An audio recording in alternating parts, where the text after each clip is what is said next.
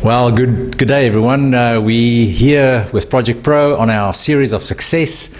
We've talked about various elements of success, and today we are interviewing a industry project manager, Strauss Oosthuizen. He's a qualified PMP, about project success.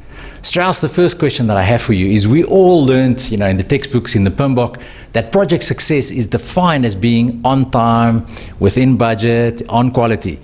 But is that really achievable in practice? What do you say?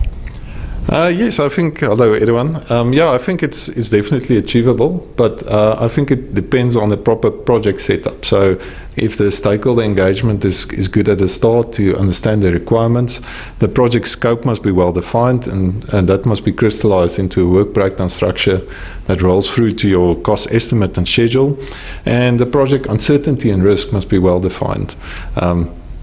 Then it's important to keep the buy-in of all your stakeholders throughout the project. I always say make them part of the crime, and then you won't get surprises later on a project, and that will be caught sooner, before you've spent a lot of time and effort on deliverables.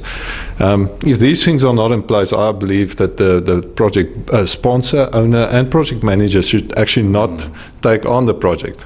But yeah, unfortunately, I see in many cases that due to pressure, these steps are skipped and the project pays the price later on. I think it is definitely, from my perspective, achievable, and 50% of the time, if these things are followed, you are successful. Well, there you have it. 50% probability of success if you do your setup properly. Strauss, the second question that I have for you is, you've done a lot of projects, you've participated in a lot of projects. What are some of the commonalities that you've observed which are common across all your successful projects? Right, so as I said, the project owner and sponsor buy-in, stakeholder interaction, proper project setup, then also good risk mitigation action definition and control throughout the project.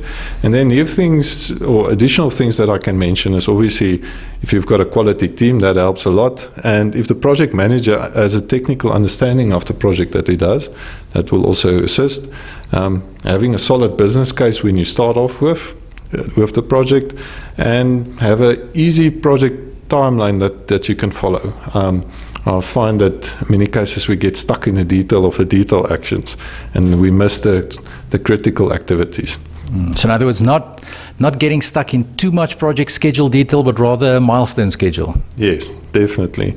And then maybe lastly, I'm a big believer in the critical chain method, where we actually push for deliverables and take out the slack and put it at the end of the project, to ensure that we don't slip on every deliverable and the project eventually slips. But if everybody's on time and they slip a bit, if you've pulled forward the activities, then it slips into the float at the end of the project. Yes, good old buffers, yes.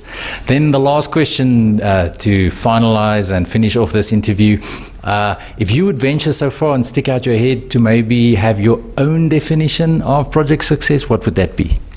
Yeah, I think it's more than just being on time within the right quality and within budget, but it's actually achieving the benefits that you put forward at the start of a project, and making sure that you understand what the expectations of the stakeholders are, and that you strive to add that value that was envisaged when setting up the project.